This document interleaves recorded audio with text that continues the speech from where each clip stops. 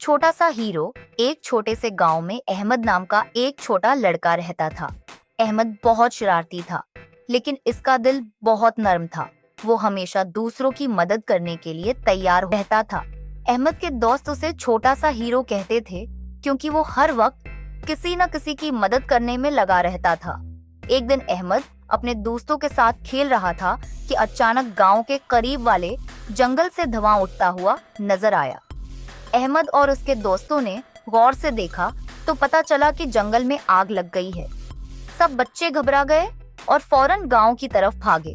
गांव में पहुंचकर अहमद ने सबको आग के बारे में बताया। गांव के लोग पानी की बाल्टियां लेकर जंगल की तरफ दौड़ पड़े। अहमद भी अपनी छोटी सी बाल्टी लेकर उनके साथ हो लिया।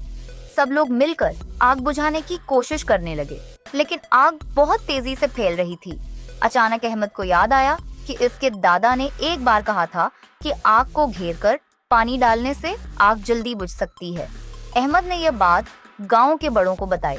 सबने अहमद की बात मानकर आग के चारों तरफ से पानी डालना शुरू किया। थोड़ी देर बाद आग पर काबू पा लिया गया।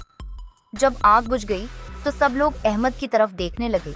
गांव के बड़े बूढ़ों ने अहमद को शाबाश दी और कहा, बेटा, तुमने हमारी मदद की है। अगर तुम्हारी अक्लमंदी न होती तो आज पूरा जंगल जल जाता। अहमद के चेहरे पर खुशी की चमक आ गई। गांव के सरदार ने अहमद को गांव का हीरो करार दिया। इस दिन के बाद अहमद को सब और भी ज्यादा पसंद करने लगे। वो हमेशा कहता था, मदद करने का मौका कभी हाथ से जाने ना दो, क्योंकि छोटे काम भी बड़े फर्क ला सकते हैं।